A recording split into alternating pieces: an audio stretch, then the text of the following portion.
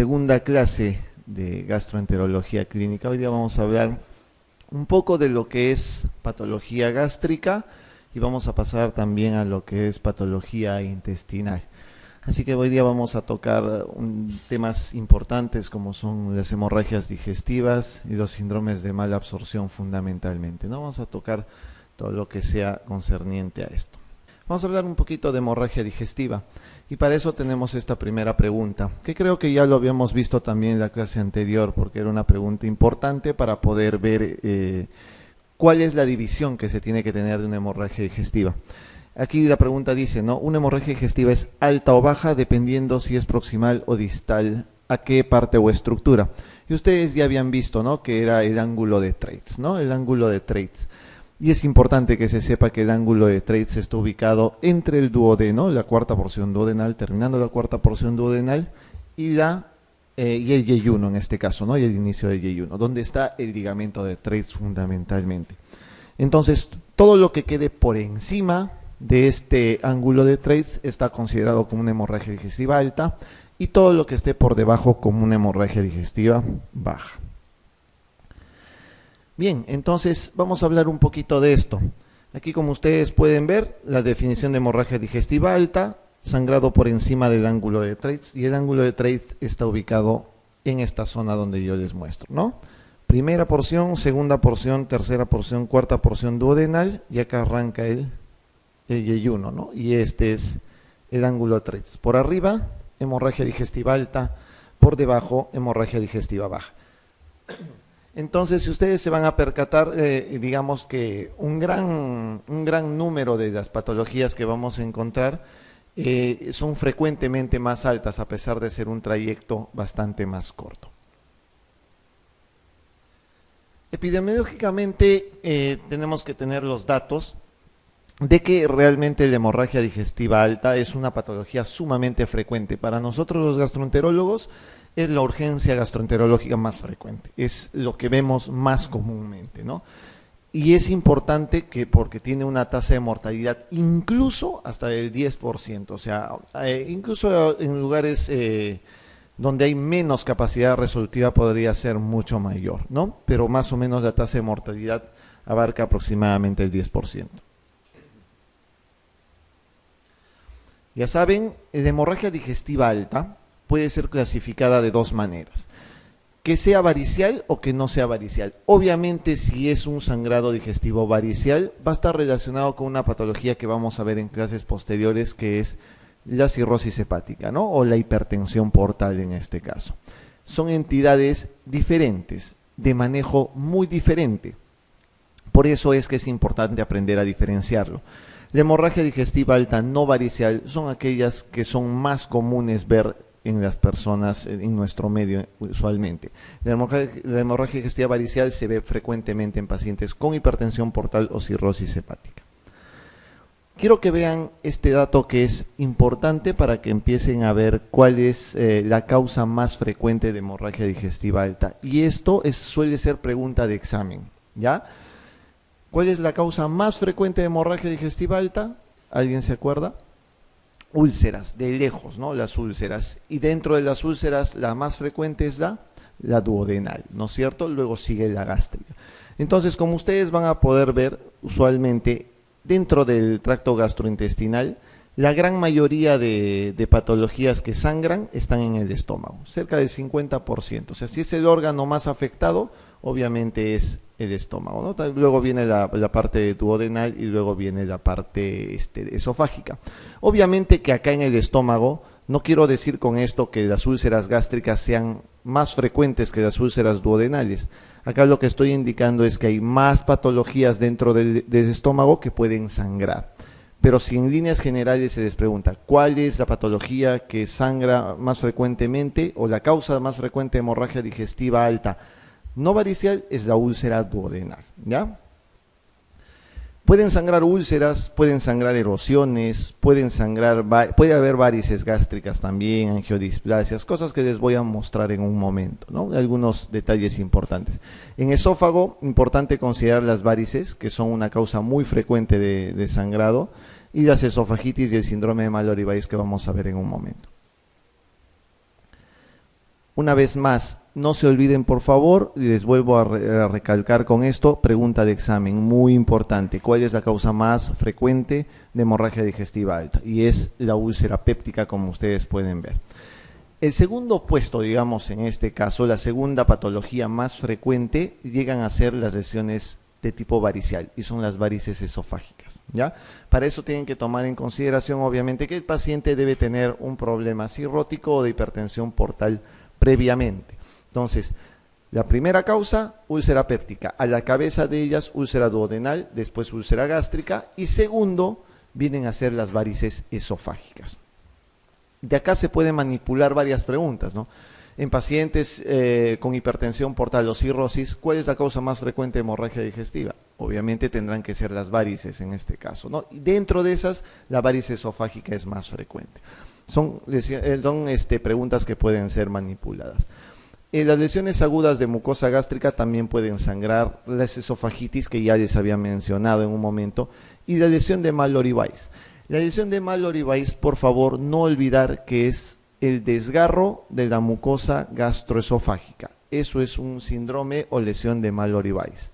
Es el desgarro de la unión esófago-gástrica, que típicamente se puede presentar en aquellos pacientes que tienen vómitos frecuentemente, ¿no? O que se inducen al vómito. Típicamente pacientes que toman alcohol y tienen vómitos y arcadas frecuentemente, se desgarra la unión esófago-gástrica por la contracción propia y el paciente puede sangrar, ¿ya?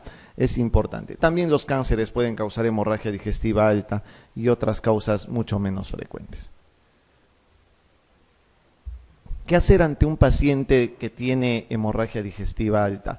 Obviamente, dentro del diagnóstico, lo típico es hacer una anamnesis importante. La anamnesis es típica, importante para simplemente diferenciar si el paciente es varicial o no varicial.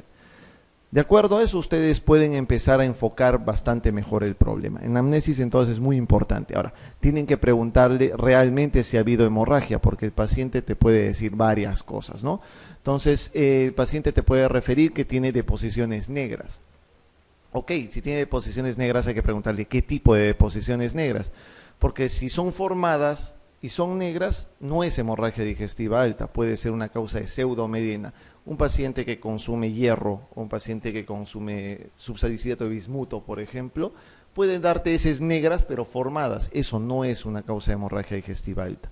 La melena, ya saben, heces negras, pastosas y brillantes. Eso es lo más importante que tienen que tener en consideración, ¿no? El examen físico va a ser importante para que ustedes vean los estigmas del paciente. Si el paciente tiene cirrosis o no, ustedes van a poder reconocer mediante los estigmas hepáticos que les voy a mostrar en un momento. Con respecto a confirmar la hemorragia digestiva, ok, acá existen varias teorías al respecto del lavado gástrico. Usualmente en centros hospitalarios donde no hay unidades de hemorragia digestiva, se puede hacer lo que llamamos nosotros lavado gástrico. ¿Qué significa eso? Ingresar con una sonda nasogástrica, nada más, en un paciente que supuestamente haya tenido vómitos sanguinolentos o vómitos borráceos en este caso. Se ingresa con una sonda nasogástrica y se pone agua y con eso se empieza a drenar y se hace el lavado gástrico. Eso es para confirmar si realmente ha habido sangrado o no. Eso se puede hacer en lugares donde no hay unidades de hemorragia y donde obviamente puede demorar una endoscopía. En lugares donde hay unidades de hemorragia, en este caso por ejemplo el Hospital Rebagliati, no es necesario hacer un lavado gástrico, porque usualmente hay gastroenterólogo de emergencia todo el día, entonces la endoscopía se hace precozmente y no hay necesidad de confirmar en ese momento con una sonda, ¿no? Simplemente es con el diagnóstico clínico nada más. Entonces usualmente pueden encontrar esa disyuntiva de repente en alguna literatura. El tacto rectal sí es fundamental, doctores. El tacto rectal es muy importante para confirmar la hemorragia digestiva alta en este caso. Tacto rectal, paciente, y van a encontrar las heces mediénicas, ya saben, negras, pastosas, brillantes, alquitranadas, como brea fundamentalmente. Con eso ustedes hacen el diagnóstico de una hemorragia digestiva alta asociado a su anamnesis y pasan a hacer la terapéutica correspondiente. Finalmente se hace una endoscopía alta para ver el diagnóstico y la causa de la hemorragia digestiva alta en este caso. Entonces, acá les había mostrado esto, ¿no? El lavado gástrico es importante, sí, es importante en los lugares donde no hay unidades de hemorragia digestiva porque, digamos, tiene una sensibilidad alta para el sangrado activo. Si el paciente está sangrando activamente, cuando ustedes hagan el lavado y lo drenen, van a encontrar sangre, básicamente, ¿no? Entonces, con eso confirman el diagnóstico. Y algunos endoscopistas les ayuda, como hacen el lavado, la lesión endoscópicamente se ve mucho mejor, ya no está llena de coágulos, ¿no? Estos son los signos y síntomas. Por favor, esto suele ser también pregunta de examen. Tienen que aprender a no confundir los términos. ¿Qué es una hematemesis? ¿Qué es una melena? ¿Y qué es una hematoquesia? Eso es importante aprender a diferenciar. Doctores, melena ya les he mencionado. Heces negras, como brea, pastosas, brillantes, malolientes. Eso es una melena. La hematemesis es el vómito que puede tener un paciente, el vómito con sangre o el vómito borráceo. ¿Qué significa vómito borráceo? Es un vómito oscuro, es un vómito negro, básicamente como la borra del café. ¿Alguna vez han hecho pasar café, el café pasadito? Lo que queda en el concho del momento de terminar de pasar, eso es la borra del café. Ese tipo de material es el que vomita usualmente un paciente que tiene hemorragia digestiva alta. Así como pueden encontrar ese vómito borráceo, pueden encontrar un vómito con sangre activa totalmente, o sea, con coágulos, sangre roja rutilante y todo. También es hematemesis. Entonces, hematemesis es cualquier tipo de vómito con sangre o el vómito borráceo en este caso, ¿ya? Y no confundir finalmente con la hematoquesia. Hematoquesia, no olvidar que es la deposición con sangre y usualmente la sangre es de color rojo vinoso, ¿ya? Sangre de color rojo vinoso mezclada usualmente con las heces. Doctores, importante diferenciar hematoquesia de rectorragia. De hematoquesia, vuelvo a mencionar, sangre roja vinosa mezclada con heces. La rectorragia usualmente es sangre roja rutilante, ¿ya? Sangre roja clarita. Y obviamente al hablar de rectorragia es que estamos hablando de sangrados bien bajos, o hemorroidales, o anales, o a lo mucho rectales. Por eso se llama rectorragia. Pero la hematoquesia usualmente suele ser de sangrados bastante más altos. Una pregunta típica que puede haber para preguntarles es ¿quién es el que más hemorragia, más melena da? ¿La hemorragia digestiva alta o la hemorragia digestiva baja? Obviamente la hemorragia digestiva alta es la que da más melena. ¿Pueden encontrar melena en hemorragia digestiva baja? Sí, doctores, sí podrían encontrar. No es muy frecuente, pero sí se puede encontrar. La hematoquesia es mucho más frecuente en hemorragias digestivas bajas, ¿ya? Porque es sangre roja vinosa mezclada con heces. Es mucho más frecuente en hemorragia digestiva baja. La pregunta es, ¿se puede encontrar hematoquesia en hemorragia digestiva alta? La respuesta es sí. ¿En qué casos? En el caso de que existe un tránsito intestinal acelerado. Si el paciente que tiene un sangrado por una úlcera, por ejemplo, cualquiera de ellas tiene un sangrado abundante y el paciente tiene el tránsito intestinal acelerado, esa sangre no va a ser digerida adecuadamente y pasa como tal. Y si es abundante, llega abundante a la parte rectal y se defeca como una hematoquesia, ¿ya? Entonces, características típicas de la hemorragia digestiva alta, hematemesis y melena. ¿Puede haber hematoquesia? Sí, puede haber hematoquesia, no olvidar eso. Pero la hematoquesia es más frecuente en hemorragia digestiva baja. La inestabilidad hemodinámica es algo que sí puede existir. Eso es típico cuando hay una pérdida bien marcada de volumen, ¿no? Cuando se pierde bastante cantidad de sangre. Puede haber debilidad y palidez, eso es lo que se encuentra frecuentemente. Acá están los tres términos para que no lo olviden, para que lo repasen bien. Hematemesis, vómito borráceo o rojo brillante. Esa es la sangre roja rutilante en sí que les estaba mencionando. La melena, de posición negra, pastosa, fétida, brillante, o la maloliente que les menciono. Y de hematoquesia de posición roja vinosa mezclada con las heces. No olvidar más ese detalle. Pregunta 2. Una pregunta muy sencilla, es una pregunta muy típica de exámenes de residentado, ¿no? ¿Cuánto es la cantidad mínima de sangre necesaria para producir melena? ¿Qué les parece? Doctor. ¿Se imagina cuánto necesitas de sangrado para tener una melena? Es un poco complicado a veces por cantidades, tienen que tener el número un poco bien en la cabeza. Usualmente se necesita solamente 60 mililitros, ¿no? Usualmente se necesita solo 60 mililitros para tener una melena, nada más. Algunos libros de gastroenterología clínica mencionan que pueden ser entre 60, 80 y otros entre 80 y 100 incluso, ¿ya? O sea, pero que es menos de 100, es menos de 100, suficiente para poder producir una melena, ¿ya? La mayoría siempre quiere marcar 500, no sé por qué, es un número que siempre les atrae, no marquen 500 en este caso. Siempre que pregunto te dicen 500, no sé, el primero que se les viene a la cabeza es 500. Y normalmente es con 60 a 80 centímetros cúbicos. Estos son los signos y síntomas de hipertensión portal. Ustedes van a poder ver acá que los pacientes que tienen cirrosis, eso ya lo vamos a tocar bien en la clase de cirrosis, pueden tener esto, ¿no? Miren, ascitis, con esto que se llama circulación colateral. Si ustedes tienen esto en un paciente que tiene hemorragia digestiva alta, ojo, ¿no? Puede enfocarlos a que tenga una hemorragia digestiva varicial. Entonces hay que enfocarlo por ahí. Esto de acá, telangiectasia, ¿no? Ginecomastia. Ginecomastia, fundamentalmente acá. La hipertrofia parotidia, ¿no? En los pacientes que tienen cirrosis también. Acá vemos sí las telangiectasias y arañas vasculares, que usualmente son más frecuentes en tórax y en cara también. Eso es en la cara anterior de tórax, todavía se ve mucho mejor. La ictericia, las palmas hepáticas, ¿no? Palmas hepáticas con atrofia ptenar e hipotenar, son datos que son muy importantes para que ustedes puedan diferenciar un paciente cirrótico de un paciente normal. Obviamente el paciente cirrótico puede tener cualquier tipo de sangrado, pero hay que echarle mucho ojo a las causas variciales. Para que se distraigan un poquito con esto, solamente imágenes para que vean. Esto es la parte del pídoro, ¿no? Este es el estómago en el antro y acá ven una lesión tipo úlcera, ¿no? Esa es una úlcera péptica. Cuando es fibrina limpia, ¿qué Forres es? Fibrina limpia, sin sangrado activo, sin vaso, sin mácula. Forres 3, ¿no es cierto? Forres 3. Esta es una úlcera gástrica Forres 3.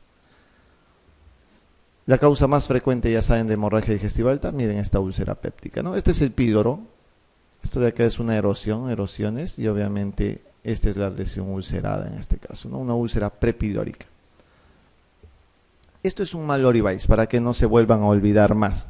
La ubicación, no se olviden, entre esófago y estómago existe la unión esófago-gástrica, aquí tienen la unión esófago-gástrica, esófago y estómago, y esta es la laceración, miren, es un desgarro de la unión esófago-gástrica. Ese es un síndrome de Mallory Weiss. Eso es lo típico que pasa cuando se inducen al vómito, ¿no? Vómitos muy frecuentes, pacientes alcohólicos que vomitan o las pacientes anoréxicas o bulímicas que se inducen al vómito pueden tener un síndrome de Mallory Weiss. Esta es otra causa de sangrado digestivo también. Luego vamos a ver el tratamiento con calma. De esofagitis, que les había mencionado en un momento, ¿no? Lesiones erosivas dentro del esófago de cualquier causa, pueden ser pépticas, pueden ser bacterianas, pueden ser más que todo virales, ¿no? Fundamentalmente, pero usual que sea péptico, otra causa de hemorragia digestiva alta. ¿Un cáncer gástrico puede dar hemorragia? Sí, miren, este es un cáncer gástrico ubicado en la parte subcardial, ¿no? En la parte del cuerpo alto, en la región subcardial, una tremenda lesión que puede sangrar. Y esto son las causas de hemorragia digestiva varicial. Ok, la primera tingencia acá. Las varices más frecuentes son las varices esofágicas. Existen dos tipos de varices esofágicas y varices gástricas. Las varices esofágicas son las más frecuentes, doctores, ¿ya? ¿Cuáles son las que más sangran? Son las varices esofágicas. Eso también es pregunta de examen, ¿ya? En un cirrótico, las varices que más sangran son las varices esofágicas. Como ustedes pueden ver, 70-80% de la cantidad de varices que puede haber en los cirróticos suelen ser esofágicas y el 10 al 15% suelen ser gástricas. Otra pregunta de examen: ¿cuál es la varice de estas que produce mayor mortalidad? Las que sangran y son difíciles de tratar suelen ser las varices gástricas. Estas son las que tienen mayor mortalidad. Felizmente son en menor cantidad, como ustedes pueden ver, pero son las que presentan mayor mortalidad. El tratamiento de una y otra también varían, son bien diferentes, ya lo vamos a ver en un rato. Entonces, conclusiones de esta diapositiva: las más frecuentes, las varices esofágicas; las que más sangran, las varices esofágicas; y las que más mortalidad tienen son las varices gástricas cuando salen, ¿ya? Esto es para que vean una varice gástrica en sí, cómo suele sangrar, y cuando sangra realmente es bien aparatoso el cuadro, ¿no? Bien aparatoso el cuadro. El tratamiento, doctores, ha sido pregunta de examen durante mucho tiempo y siguen habiendo las mismas preguntas. Y usualmente todos se basan siempre en lo farmacológico y marcan la respuesta que es farmacológica. Cuando hay un tipo de emergencia de tipo hemorragia digestiva alta, la primera acción a realizar no es endoscopía, no es darle omeprazol, no es hacer terapia endoscópica. Atentos a eso, porque esa es pregunta de examen y repetida N veces también. Lo primero que se hace es resucitación inicial. ¿Qué significa eso? Hacer el ABC de las emergencias. Lo típico es esto: mantener la vía aérea permeable, monitoreo de la respiración y monitoreo hemodinámico. Doctores, esa pregunta es recontra trillada y es recontra preguntada. Entonces no caigan en eso. La primera acción que se hace en un paciente que tiene hemorragia digestiva alta o que tiene hemorragia digestiva baja es resucitación inicial. Cualquiera de las que vean ahí, sobre todo la A primero, vía aérea permeable, monitoreo de respiración y monitoreo hemodinámico. Es lo primero que se hace. O sea, simplemente asegurar las vías, ver que el paciente esté respirando, estabilizarlo. Una vez que esté estabilizado su paciente, pueden seguir todo lo farmacológico que ustedes quieran y que vamos a ver en un momento, ¿ya? Entonces, no olviden esa pregunta que es recontra conocida. ¿Cómo se monitoriza hemodinámicamente un paciente? Que la presión arterial sistólica se mantenga por encima de 100. Lo primero, y el volumen urinario debe estar por encima de 50 mililitros hora. Eso es importante. ¿Qué se suele utilizar como sueros para poder resucitar a un paciente o administrarle fluidos? Todos dirán, si es un paciente que está chocado severamente, ¿qué le ponen? Aimacel, poligelina. Todo el mundo se imagina que tienes que darle primero soluciones coloides. No, simplemente hay que ponerle cloruro de sodio, y esas son las soluciones cristaloides. O sea, simplemente con cloruro de sodio, asegurarle doble vía a un paciente que tiene un sangrado masivo y que está chocado, es suficiente para poder mantenerlo hemodinámicamente, ¿de acuerdo? Entonces, lo primero, como terapia inicial, se utiliza soluciones cristaloides. Estamos hablando de cloruro de sodio fundamentalmente. Cuidado que en el examen aparezca lo mismo, porque les ponen aimacel o expansores plasmáticos, ¿no? Dicen, paciente chocado, ¿no? Que está con hipotensión, y ustedes se asustan, ya, bueno, marquemos expansores plasmáticos. Y no es. Lo primero que se hace es colocar soluciones cristaloides. Lo otro, mantener la hemoglobina por encima de 8. Actualmente las guías de manejo dicen que tiene que ser por encima de 7 u 8 gramos por decilitro. Eso es suficiente para que el paciente esté estable hemodinámicamente. Si tienen un paciente que tiene hemoglobina en 5 en el momento del ingreso, lo transfunden hasta que tenga poquito más de 7 u 8. No lo lleven hasta 15, no es necesario, ¿ya? El punto es que las transfusiones en exceso están asociadas a mayor sangrado nuevamente. ¿Por qué? Porque le aumentan la presión, y si existe un vaso sanguíneo, ese vaso vuelve a sangrar. ¿De acuerdo? Entonces, lo ideal es mantener en un punto al paciente, mantener en un punto en el cual no se choque, esté estable hemodinámicamente para satisfacer sus necesidades fisiológicas en sí. Entonces, la hemoglobina más de 7 u 8 es suficiente para poder tener un paciente estable y poder hacer su procedimiento endoscópico, ¿ya? Esto de valorar las pérdidas es un dato que puede servir en el momento de la emergencia, puede servirte para empezar a valorar y ver qué cosa es lo que realmente se debe hacer. Existe varios tipos de pérdidas sanguíneas.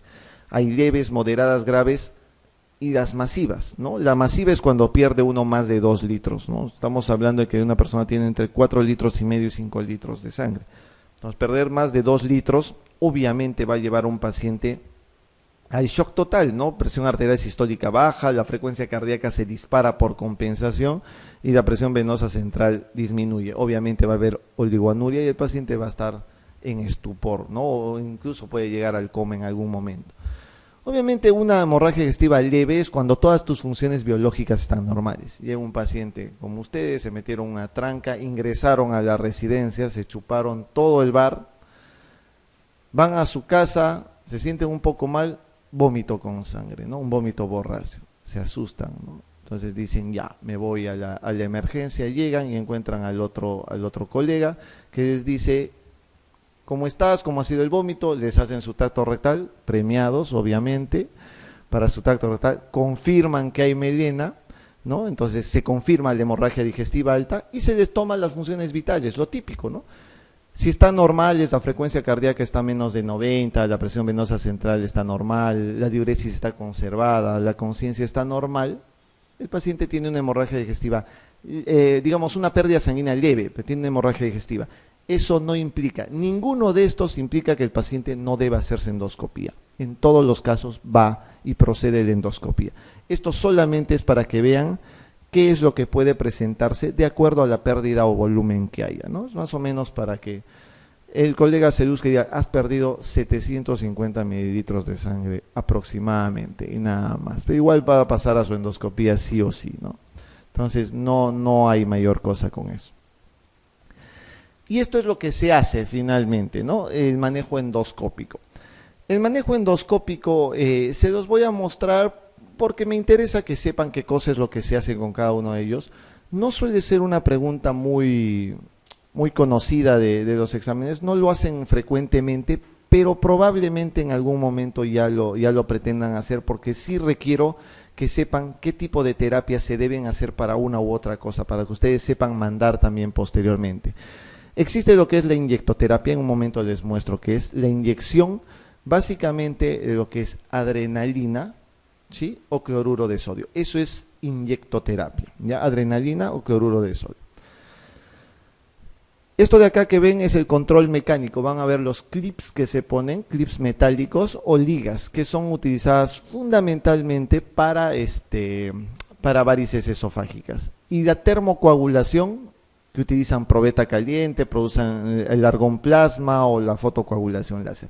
Todo eso se puede hacer con un paciente que tiene hemorragia digestiva alta, a decisión del endoscopista o del médico en este caso, de acuerdo a la experiencia que tenga o al tipo de lesión que haya, ¿no?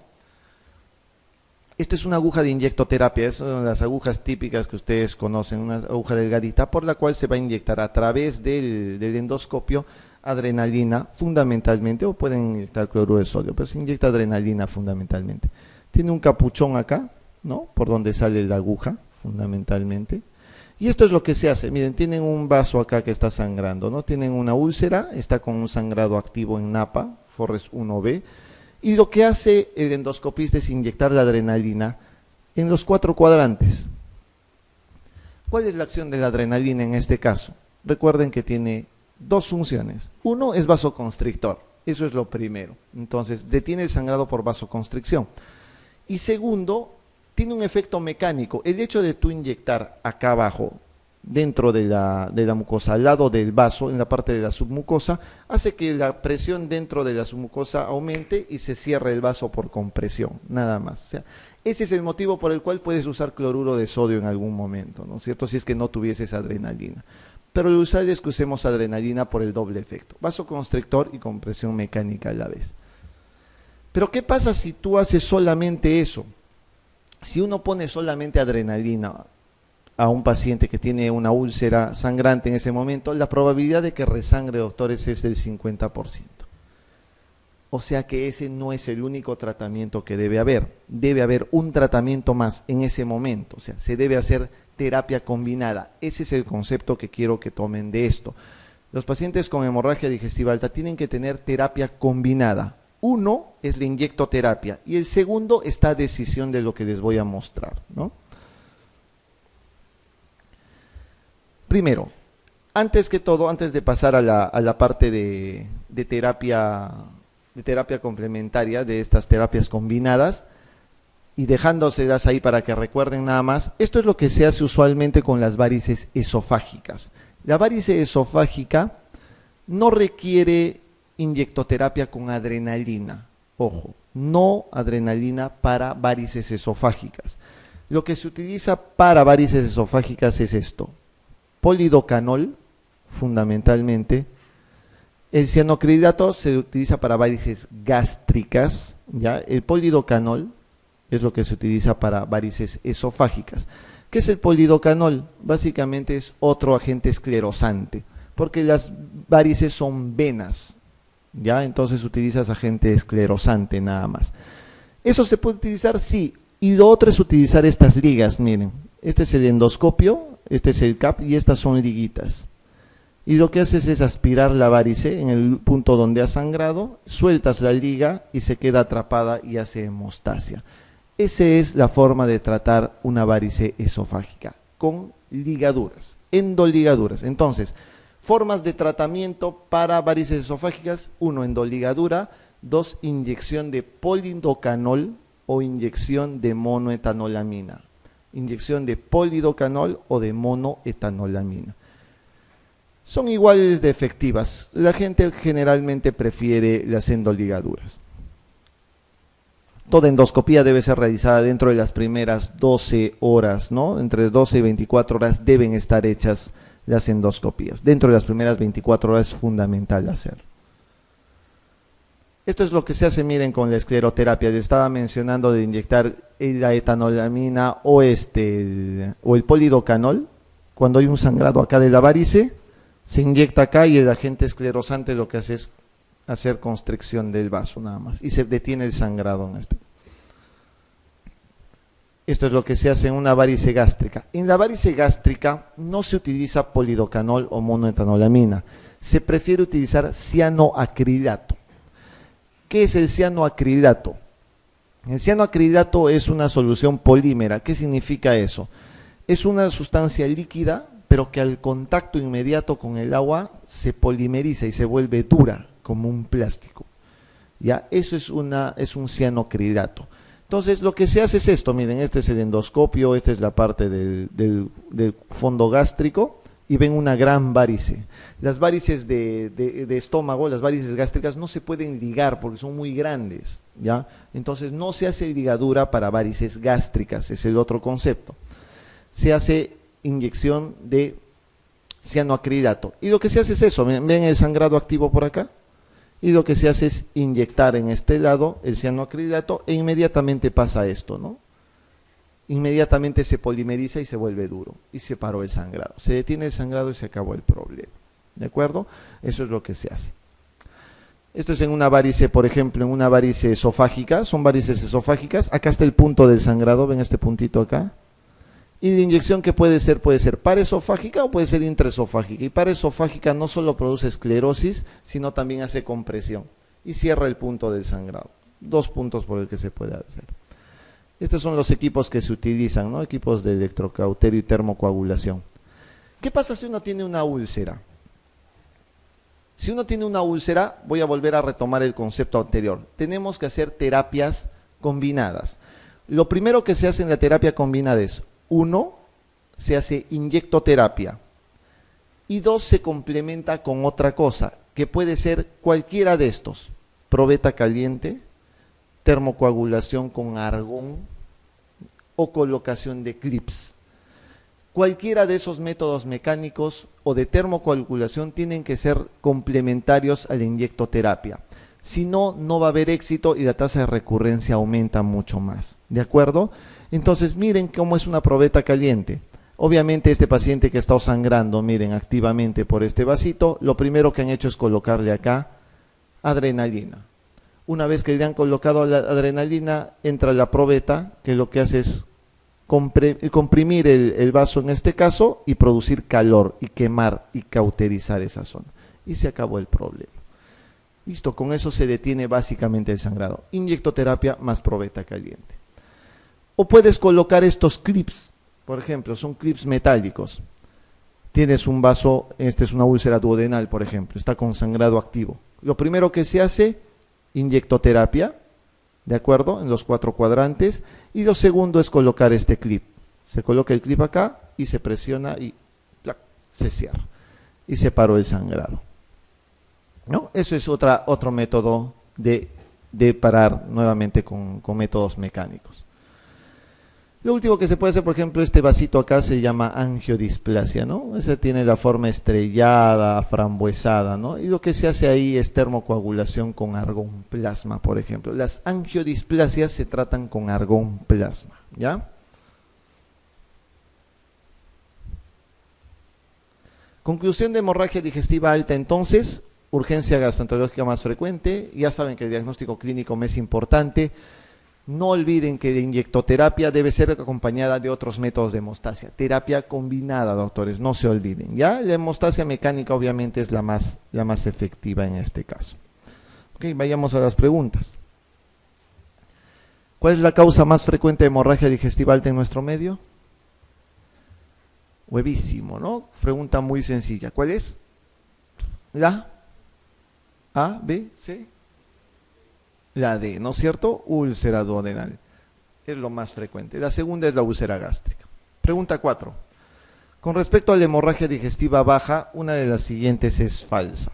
A ver, vamos a hablar ahora un poco de hemorragia digestiva baja, pero a ver si se imaginan un poco antes de esto. La causa más frecuente en mayores de 60 años es la diverticulosis. ¿Les parece? ¿No les parece?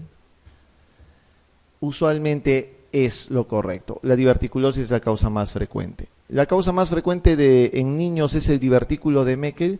Sí, la causa más frecuente es el divertículo de Meckel en los niños. Es la causa más frecuente de hemorragia digestiva baja en niños. ¿La angiodisplasia de colon se asocia a insuficiencia aórtica? No, no se asocia a la angiodisplasia de estenosis aórtica. Usualmente, insuficiencia aórtica. Usualmente es estenosis. Usualmente son estenosis aórticas, ¿ya? La angiodisplasia de colon se localiza más frecuentemente en ciego y colon ascendente. Es una ubicación frecuente. ¿Y los divertículos de colon se localizan más frecuentemente en el colon sigmoides? Pues sí, se localizan más frecuente en el sigmoides. Acá la respuesta falsa es la C.